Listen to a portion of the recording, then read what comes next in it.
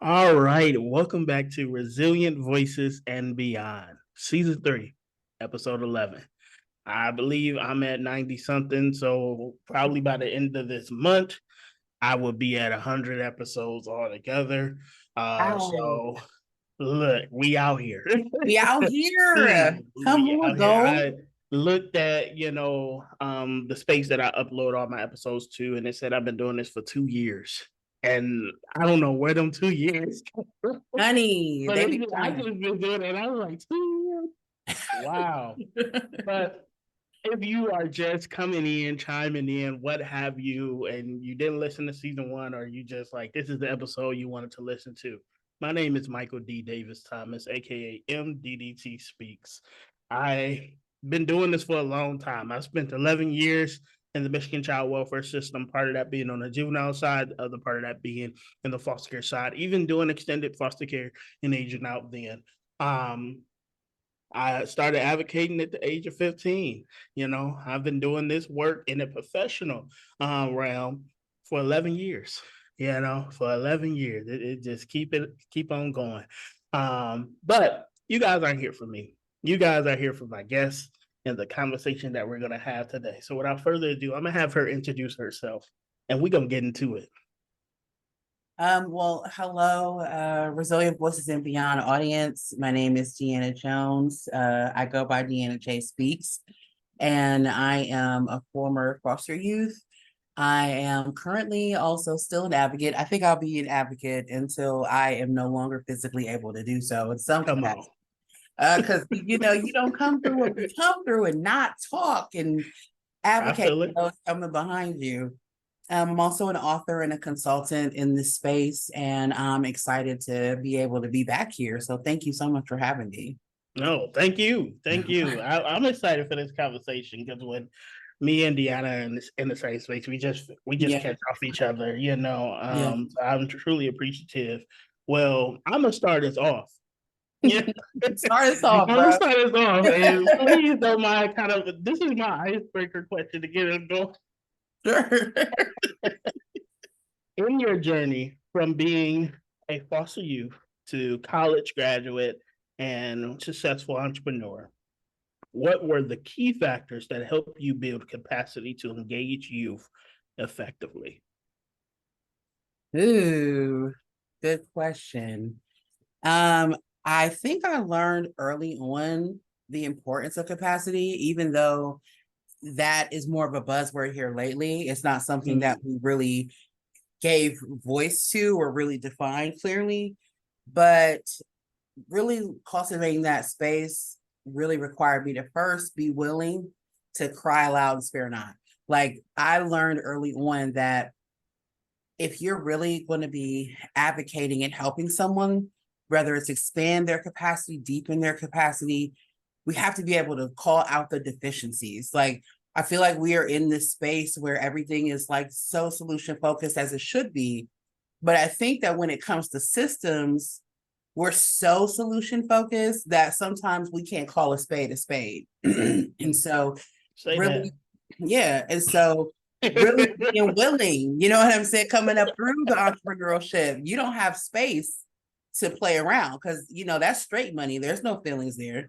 And so Hmm. it's like, okay, well, let me just name what this is factually without adding any additional value to it. Let me just name that this is what I'm seeing and this is the impact. And that was the other side of the coin too, is being able to call a spade, being able to speak truth to power and being willing to do so at my own expense sometimes, but also being able to hold the line. Because I think when it comes to building capacity, sometimes it gets tiring saying the same thing, reiterating the same points. They're getting lost because the powers that be, you know, want to keep doing the same thing the same way. But then they're, mortified by the outcome. And so coming up through those different experiences that you named, I feel like those are the two skills that come to the top of my head that really kind of support my work in helping build capacity and when engaging youth. Wow. I was thinking back.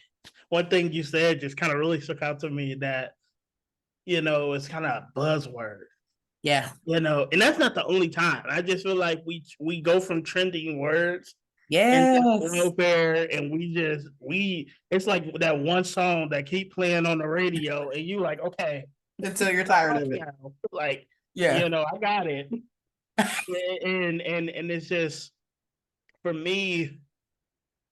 I guess, being real with you guys, one of the hardest things about being an advocate in this, realm of work, that intersects so many other things that I do, is it's so close to you, it's so raw, and you want people to understand it how you see it.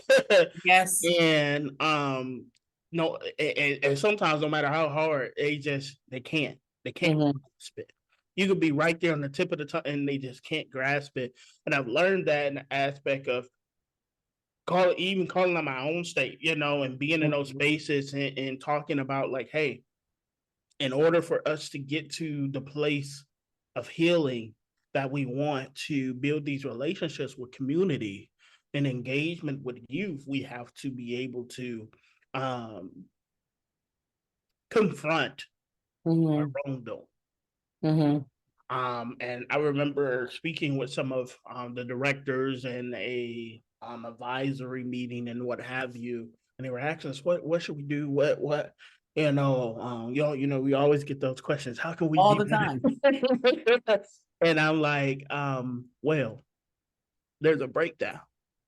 There's a breakdown between the individuals who have been through the system and have lived it and aged out, and those relationships, they don't want nothing to do with y'all. And Yeah. those are the voices that you guys are asking to hear from to better it. But also, you have the other side, the parents you and took the kids from, Yeah. the community that you and bruised throughout years of policing and Yes. um, corruption, and all these Mhm. other things, that when they see the insignia on your car driving down the street, they close the door. Yeah. And they shut the blinds, and they raise up their kids, in their community to be like, don't talk to them, you Yep. know.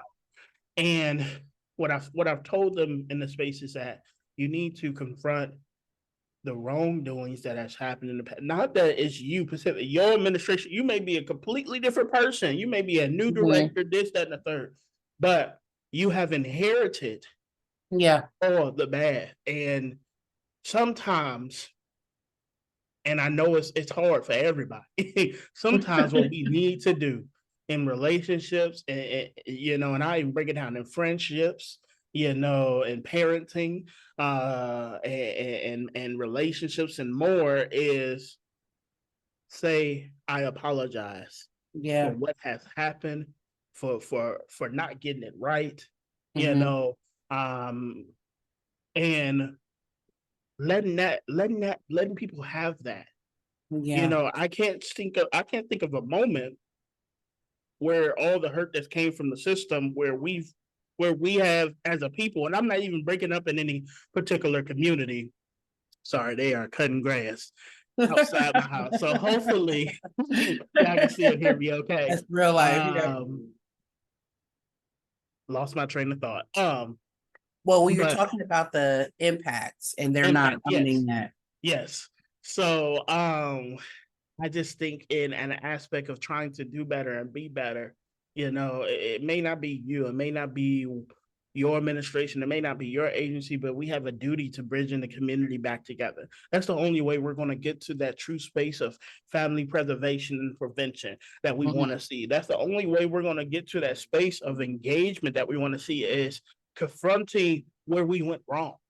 Yeah, I love that Confront- you say that Go ahead.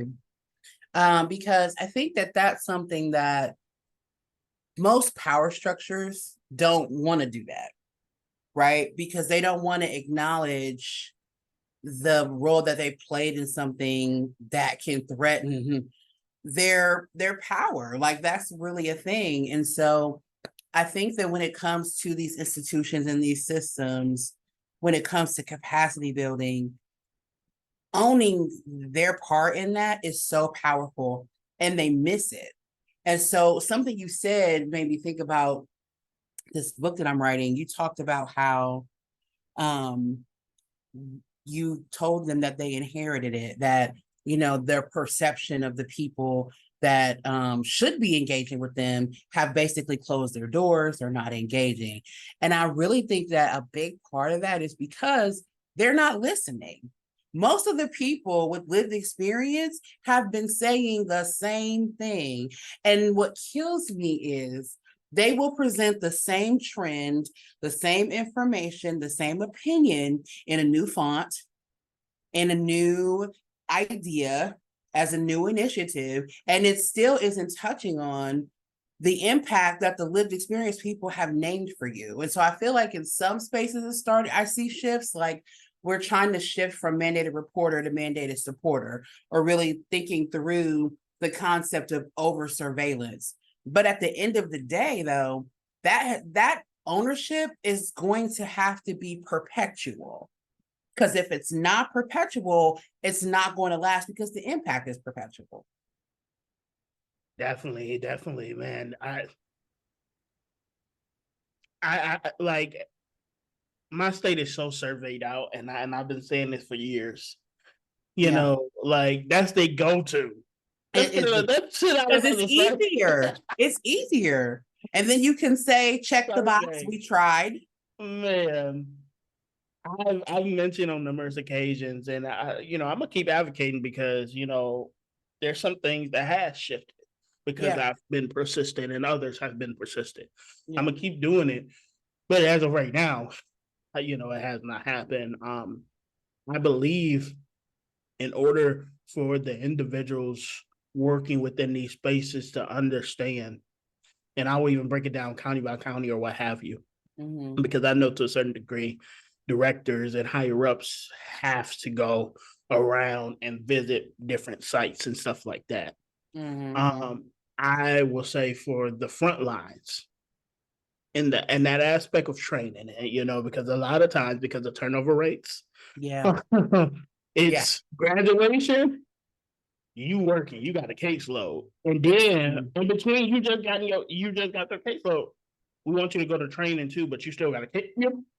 Like, and that has happened. I'm not gonna say it's happened everywhere. I think it happens everywhere. Oh well, honestly, because as a caseworker, I was with my county and my state for 11.25 years. And I'm going to say 0.25 every time, because I felt and earned every day of them 0.25. Okay, 11.25 years.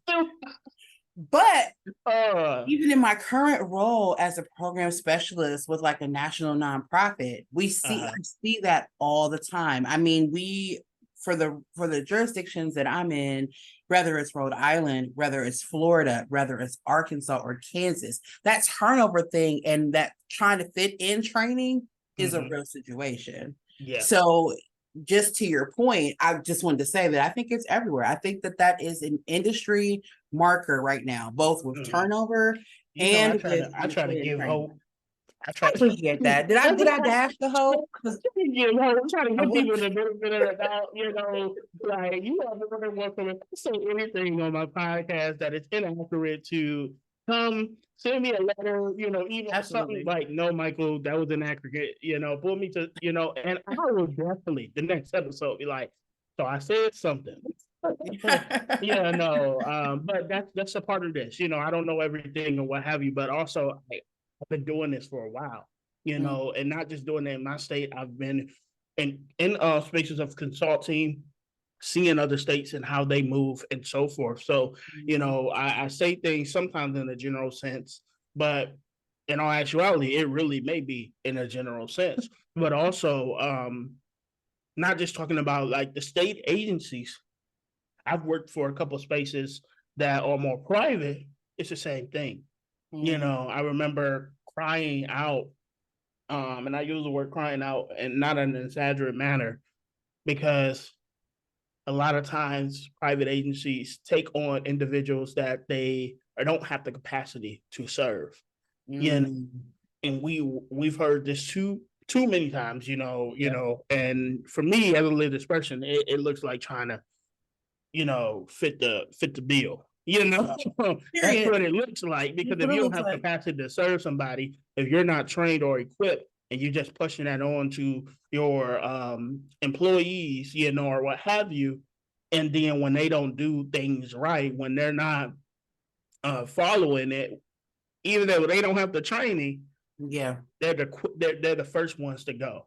Mm-hmm. And they're the first ones to be told, well, you didn't do this, you didn't do that, and I recognize that because I've been in that space, and so forth. So it's not just a state, it trickles down to the private agency. So, and I'm looking at, when we look at why the individuals who work in a space, the frontline workers, the case workers, the CPS workers, the navigators, all these other people aren't putting in the effort of the engagement. We have to look at the tools that's being given to them, the capacity that they have as individuals to build capacity with families, with youth, and more. Yeah. And it's, it's sad. It's sad because, when you look at it, I'm pretty sure you asked, like, well, Michael, where is the relief? Well, how, it seems so dark, and I promise y'all that there is hope. There is ways, and that's why we're out here advocating. That's why we're out here uplifting. Because if we saw that it was no way out of this, if we as individuals with lived experience saw that, look, we ain't gonna never talk to them. We're not gonna ever, come to the table. We wouldn't be here. But because there are so many advocates, not just as individuals who are youth, but individuals who are youth who went on to be social workers, be directors, all these other different things, but also parents who, who are out here being parent partners and all these other things and stuff like that. There's a cry out from the lived experience side where we want to see the change. But bring it back to what you said. Are they listening? And this is, and I would even go deeper. They may be listening, but are they hearing? Are they hearing them? Because you can listen to somebody, you can give eye contact and everything. You can and take some notes. But after you have that meeting, you take your notes, you have your ears halfway open, halfway closed, and you throw away the paper with your notes on it and walk like everything is still what is that serving? I love that. And I love that because we can tell if you're listening by the fruit. So the people with lived experience are watching, right? We are watching you, how you hold our information. How do you contact us? How does this get implemented? Because if you don't carry and hold an account for the impact of those with lived experience, then you're not going to be able to implement it. You're not going to be able to increase your capacity to serve this population because you're not engaging with them. You're not accounting for the impact. You're not centering that impact. And I think that that's where I feel like I see the most deviation. Because I like when you said, I think I said in the reverse, because in my mind, hearing is something that you can do automatically. I hear the fan on, I hear the cars going by. Listening is intention, even if I'm wrong, because that could likely be the case. That intentionality of going deeper, like you said, is an intentional and a consistent act. And so if you are throwing the paper away, then you're not really wanting to care. You're not really looking to change anything. So when we get the question of what can we do differently, families are already calling BS on that. Because if you had heard, like you said, and like retained it, you would be presenting to them, hey, this is what we've tried. Since talking to you, this is what we have considered. This is what we're trying to do. Families are not dumb. They can look at an organization, an initiative, and know instantly if you really had us in there. Because remember that whole framework of nothing about us without us? Mm-hmm. How that came, it was like on fire and then it was gone. Mm-hmm. And I have thoughts as to why, but I think it's, in my opinion, it's because they didn't want to pay the cost of engaging people with lived experience. Because when I do consulting work around capacity, it's like nothing about us starts at the initiation. We realize that we need lived experience to speak to this issue, right? Let's pull them in from there. Then when stuff is being drafted, lived experience should be at the table. Then when things are being implemented and monitored, lived experience should be at the table. Then when we're monitoring after the fact, where we're evaluating, lived experience should be at the table. That's what Nothing About Us Without Us really looks like. And I don't want to offend anyone, but lived experience does not include professional experience. And I feel like that needed to be said because it's not, they're not synonymous, friend. They're not. You worked as a caseworker. You don't know what it's like. Michael's laughing at me right now. Y'all, you don't know what it's like. And the fact that you equate your professional paid experience with the damaging impact of surviving this system, it speaks to the privilege that you're operating from at a whole other level. How do you propose to inform any type of guidance from a space that you've never even been in?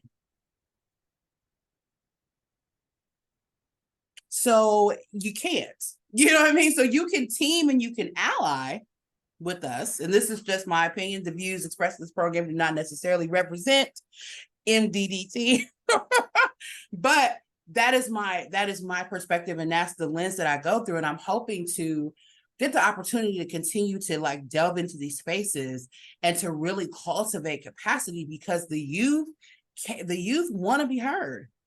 The moms and dads who lost their kids want to be heard. The moms and dads who reunified want to be heard. And so if we're not intentional about what that looks like, if Nothing About Us Without Us doesn't govern, your capacity will not expand. I talk about like leaving breadcrumbs, and I feel like you left a couple of Sara Lee loaves of bread. Come on, Sara Lee. Enjoy the loaves. No, that's real. I had a staff member when I was in care used to always say, "Do you got audio? Do you got a visual?" And for me, like that hit deep, because it's like not only are you listening, but you are observing. And by you openly listening, hearing, receiving from all aspects that you can, from your eyes to your ears, you are taking that in, you are receiving it, you are being in it, you are involved. And he that's something I've carried with me when I worked in a youth care worker space, because not only do I'm when I'm working with youth, I'm gonna make sure, but I'm also observant, and to my youth care workers out there, that's the best way to do your job, because for y'all that have been out there and what have you, side note, this is a ramble, that be like, dang, the kids got to the fight, I didn't know what happened. If you had audio and you had a visual, you would have been able to prevent that fight. You would have been able to stop the spark of the conversation that was turning into that. And that's for caseworkers too. If you had audio and a visual on your clients, and I know it's hard because the caseloads are big, but the job is what it is. Look. But also, to another point that you made, like, I honestly feel like this. We are in a space, I hate to be dramatic like, but it's a state of emergency with our child welfare system across this country. Absolutely. And I honestly feel like we need to be like ESPN after every game. Look, y'all, we tried this new policy. It really didn't work out. We're gonna try to hit it. We're gonna try to do better in the second half. Like, I honestly feel like that is how you build community. Like it's honestly to the point where the community, we don't want to watch the news and see all the crap that's on there now. We want to watch the news and see our local people telling us like, look, we out here, we trying this. This We're didn't work, trying, and it didn't work yeah. for this reason, but we're actively doing what we need to do. We understand that you guys don't want to see surveys no more. You know, Mhm. we holding the forum at this address. It's going to be virtual and it's going to be in person. So look, it's stay in the room only if you look. Yeah. Like that's what I would like to see across this country happening until we build a better system. Yeah. You know, until individuals, and I'm gonna say it because it's gonna take a minute for us to abolish the system, you Mhm. know, if that Mhm. ever happens. But individuals should be able to go and care, Mhm. you know, and not be worse off. Yes. My God. Parents should be able to get an allegation without being discriminated, Yeah. and be able that to be a supporting, smooth process.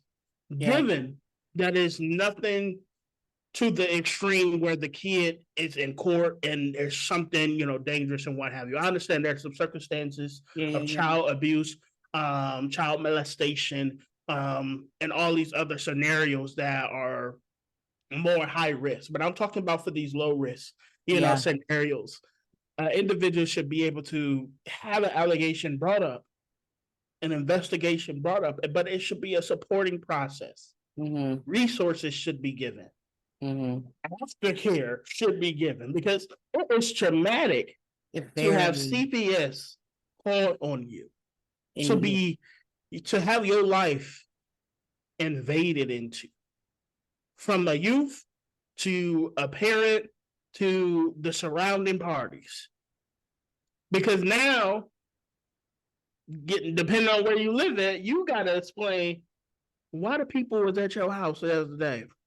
and we all know what the people look like when they come to the hood. Like, or not even hood as Right. ghetto or black, but hood as in the neighborhood. We all know who who the people are. Y'all with And, the y'all know. and let me break that down a little bit for them because I don't Mhm. think they understand. Just like if you were to, and I know this is really extreme, so excuse me, if you were to say the president has committed a crime, or you were to say a teacher did something wrong to a child, you know, or what have, it's just that much damaging to that person's character, to that person's community.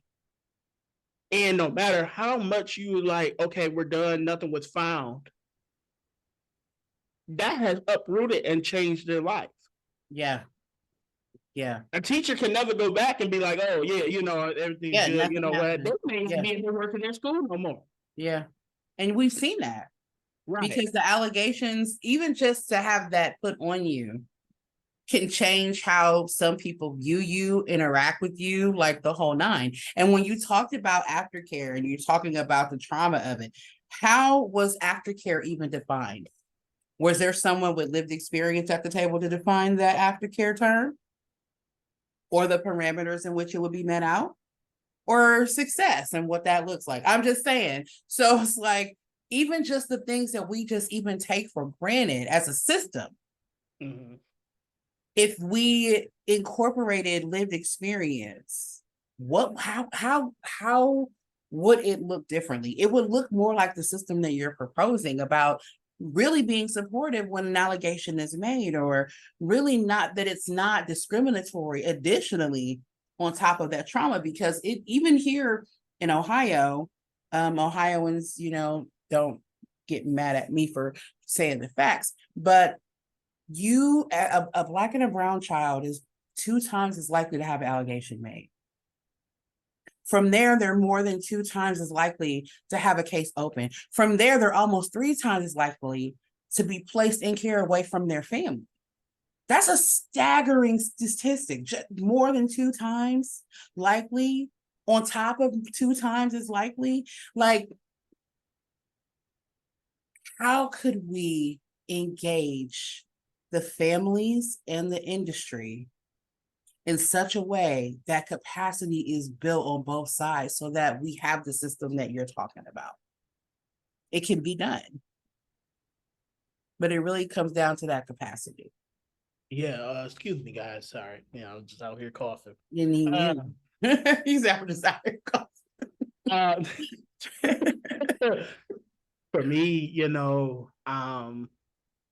there's so many different ideas I have, but for me, I truly believe it has to be before the starting point. What we determine as the starting point now, which we determine the starting point being CPS has got involved for X, Y, and Z. The starting point needs to be prior. Before, absolutely agree. Before that, and let me tell you. So the stats have changed a little bit, but it's still high numbers of BIPOC individuals in care. Yeah, it has switched a little bit. And we to confront what we see in the system of child welfare, the youth going into foster care and what have you, we have to confront the school systems. We have to confront the lack of individuals treating mental health diagnosis, or not treating individuals getting treated for mental health, and having access to mental health. We have to confront there still been food deserts in America. Yeah. In low income areas. We have to confront if I could though, individuals' economic stance. Yeah, because poverty is not neglect. And there's a book that I think everyone should read if you're in this space. And I think it's called The Culture of Poverty. I don't have it near me, but it's a whole bridge work around unpacking the culture of poverty. Low-key, it's unpacking the culture and the norms around wealth, or the lack thereof, and it really speaks to how those perceptions can impact how families are served. So I just wanted to, I didn't mean to interrupt you, but I just wanted to name that because you were talking about poverty. And that is something that we see a lot, the conflation of poverty and neglect. So no, you're perfectly fine, because it's right on cue. But also,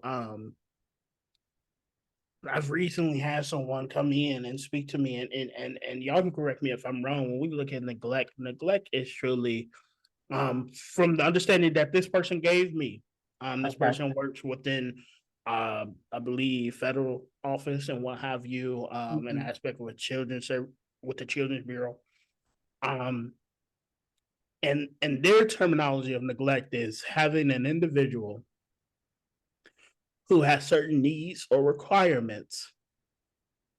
And to give an example, say an individual who has special needs, wheelchair bound, and is not being served and not being given the quality of service that individual needs.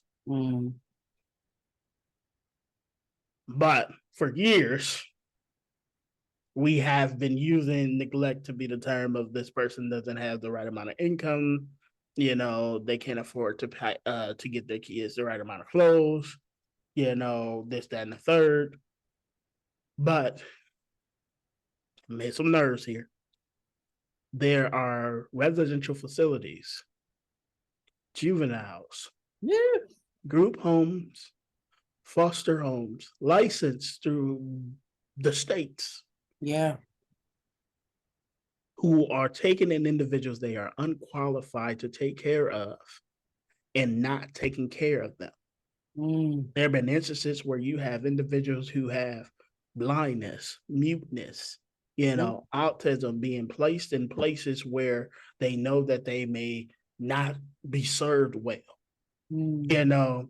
Individuals who can't properly bathe or wash themselves being placed in a place where they have to bathe and wash themselves. This is happening in our system. Yeah. And this is why we beg the question. I think somebody else said, somebody said this the other day. why go into a system and be worse off when I could have just stayed at home? My God. I could have stayed at home. Yeah, Excuse questions me. that need And at answers. least got bathed once. Yeah. You know, but, I mean, like, and I laugh about it because it's truly horrendous. Like, where it's the pot calling the kettle. Yeah, You literally. know, like, Except they're paid to be the kettle, and we're not. The families are not. the system is acting as if they're better than Mhm. these communities, Yeah. and individuals are leaving. And it's not just a child welfare thing. It's not. It's not. It's a complete social welfare thing. From we talk about child welfare, foster care, adoption, kinship, all that.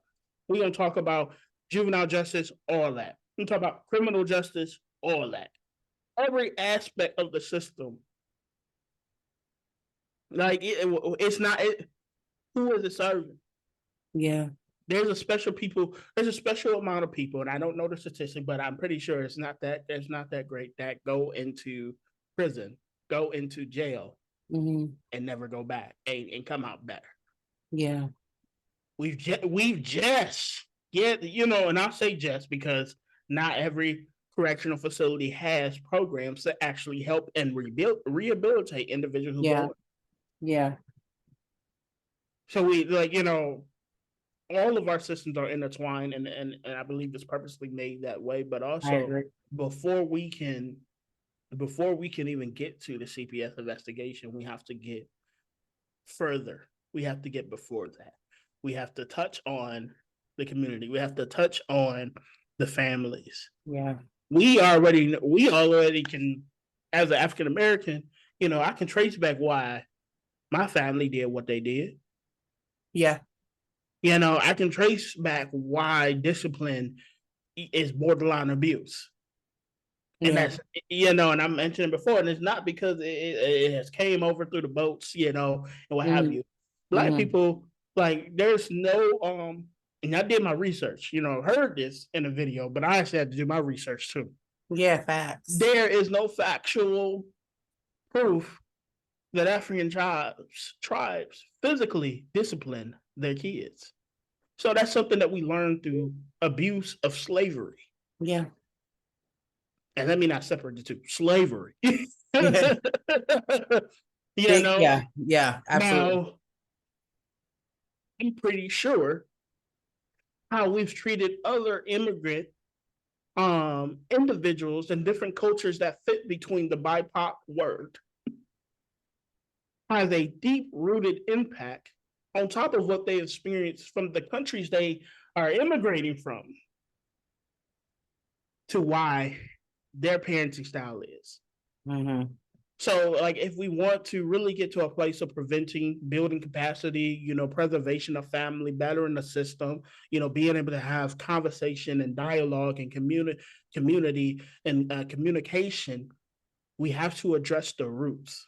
And I'm not Okay. talking about the stems. I'm not talking about the leaves. I'm not talking about the branches. I'm talking about we need to get under the tree. Yeah. Yeah. And honestly, we need to see where the tree is getting the water from. Mm. And that's the only way that we are ever, I believe, this is my thought, my opinion, that we will be able to get even a thought of understanding what others go through, what they experience, to be able to conceptualize how do we better? How do we listen? How do we hear? How do we receive? And what do we do next? Mm. Let's go through Sarah Lee Lowe. Is that what we talked about? You gonna go ahead and serve that to the Look, people? I was trying to give y'all some Texas Roadhouse buns. Okay, because you came through Texas. You came through Texas. Yeah. No, but it's truly an honor to have you on. I know for time's sake and everything, I have to ask this one Sure. last question. I continue to, ask it. What would you like to leave here today?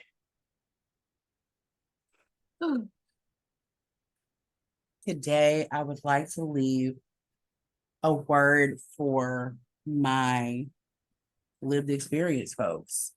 And it's simply to value your pour. When you give of yourself, and you're pouring out and you're speaking and informing systems, you're fighting for equity, you're naming up things that they can't or don't want to see. You're doing it from a place that sometimes you have to touch on the fact that you lived through this. And it's valuable. You are an expert. And so when because I talk about this often, when you are pouring and giving of yourself, you're giving of your time, you're giving of your energy, you're operating in resilience, right? To help to build in and cultivate resilience. And so I want you to value your pour, and I want you to continue to not mute. Like, when I'm in this space, I see a lot of times, and I'm very guilty of this myself, of self-muting. That means I am going to just be quiet for X reason. And so I just want to encourage you that if you have an opportunity to lean in and step into this space, know that you are an expert, and know that the pouring of yourself, however that looks, as a child, as a mom, as a whomever, is valuable. And I pray that you are careful with your pour, that you cultivate self-care to protect yourself as you're pouring out, and that you make sure that you are paid what you're worth, that it's not just mouth service, that it's not, I just want you to be mindful of your pour. I feel like I could do a whole freaking thing around that, but I won't.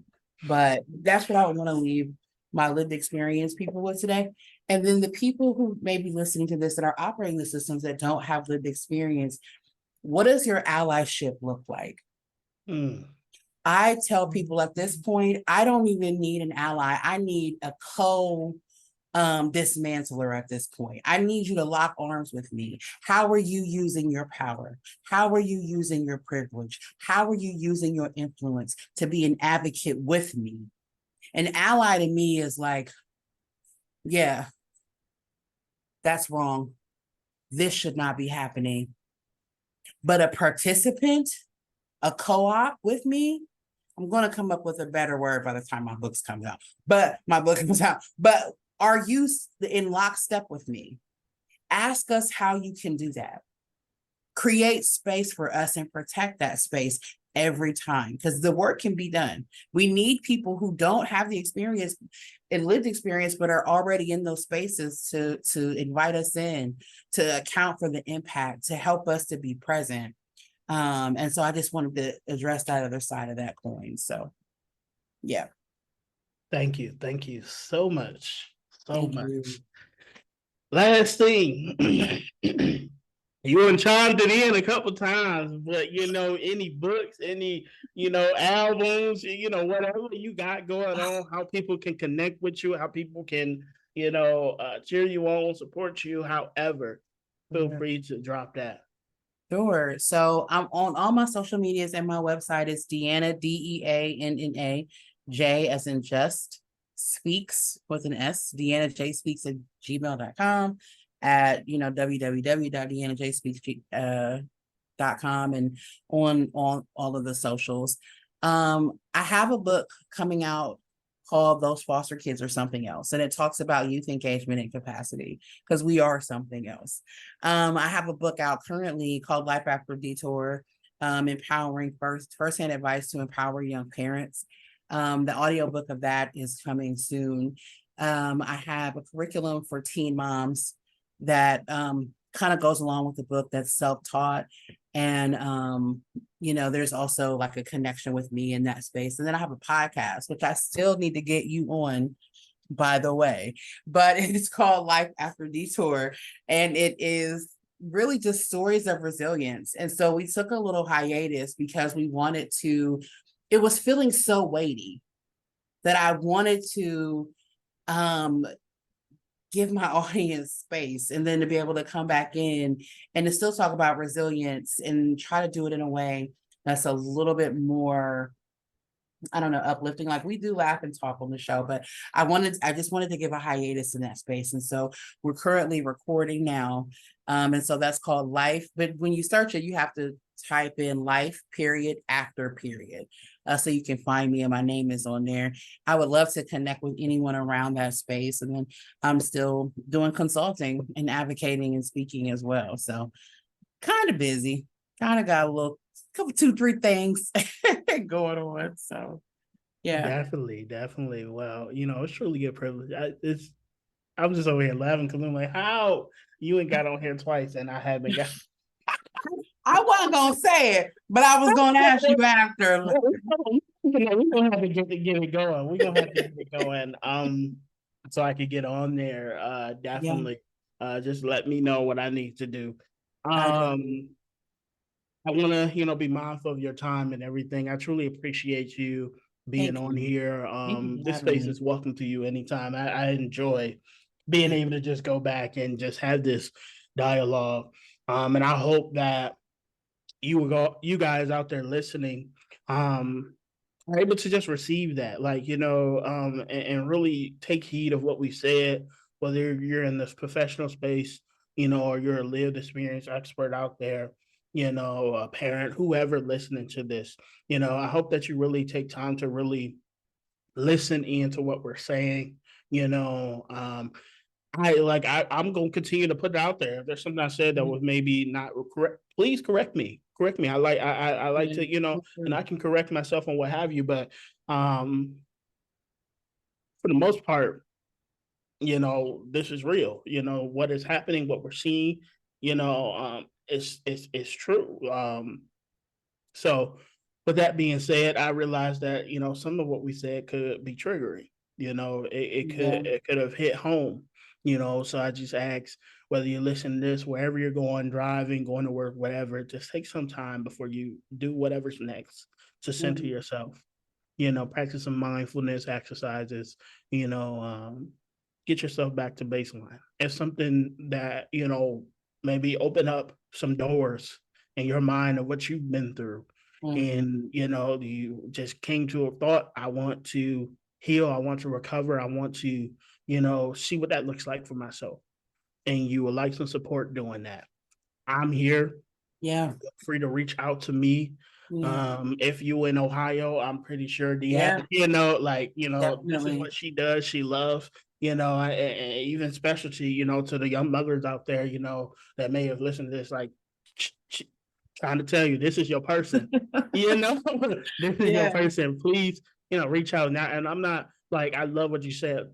I'm not trying to do lip service with this podcast. I'm Yeah. not trying to like be a meme, to be a trending conversation. I'm Yeah. trying to educate, raise awareness. I would truly want to show all sides in the aspect of this realm Yeah. of humanity. Yeah. I don't care if you got 4, 5 degrees, I don't care if you don't have not one degree. I don't Mhm. care if you don't got your high school diploma. Yeah. If you are still in care, um, if you feel that you have value in this space to help someone else out there or to help yourself heal, you are Yes. welcome to be on my podcast because that's what I'm building this space for. I realized a long time ago, wasn't too long. For y'all that think I still don't go through nothing, wasn't Yeah. too long. Where I was homeless, and I thought I had it all before that. I had made it out of the system, what have you. But I was homeless as an adult, and God had me sit with myself in my thought. Hmm. And it was a very humbling experience. And I realized that I'm not here for myself. My story ain't here for myself. The work that I do is not here for myself. A lot of what I advocate for, I'm not even able to reap the benefits for. That's how You you be an know? advocate. Yeah. So this is my ministry. Mhm. This is my servitude to God. And I just want to help as many people as I can, provide a space for them. You Yeah. know, I I'm also looking for sponsorship. I'm looking to increase this space. Yeah. Couple things I'm hoping to be able to build this so I can help other people who are interested, in hosting, interested, and doing events, because I hope to do those in the future, interested in building a podcast of their own, I'm here. I'm here to help you. Like, I am not, the Breakfast Club. Right? I want that to be, that ain't me, but if you're interested to finding your own style, your own way, and building from the ground up, like I have, I'm here for you. Absolutely. So with that being said, cold and flu season is coming up. I'll be remiss if I look, because I'm gonna say it, because some people's out here walking around without masks, and everything. So, And COVID has everything. not gone away. I've listening to the news and different things like that, there's a new strand of something every day. So please take care of yourself. Yeah. By taking care of yourself, you help take care of everybody else. Yeah. If you got a cold and you still got to make it to work because your boss won't give you PTO, put on a mask. Put on the mask. Get a little bottle of hand sanitizer. But do not sanitize your life to death. Please go wash your hands at the, one when or you two see sanitizers. Yes. Like sanitizer does not supplement from you actually putting that hot water and lather your hands. That friction. So please go do that. But it has truly been a privilege to have you on. Once again, thank you so much for being in this space with me. Thank you for the laughs. Thank you for the love. Thank you for all of you guys out there continuing to support. I'm trying to continue to build. So not only just support me, I'm gonna put time out there. Go support your girl, DeannaJSpeaks. Trying to tell you, we out here trying to, revolutionize and make change. Yes, while we here. Yeah. While we here. So please go support, go take a look at some of those curriculums, those books, but also, if all you can do is, send a thank you, make a comment on a post, that is valuable as well. Y'all don't know how many times it is. Creatives, and I say creatives, individuals who are in this space researching, trying to pull up the information, trying to have these conversations, revisiting their own experiences. How many times they get to a place where they're like, well, God, I think this is the last episode. Come on now. I think I gotta go because bills, all this other stuff, like, it happens. We are human and what have you. So I truly value, when I'm able to see the reviews, the ratings on my episodes, people put the thoughtful comments. I really appreciate when people send me direct messages and stuff like that. So, please keep going. Thank you guys for that, who have and so forth. I wouldn't be able to be here and continue going without that.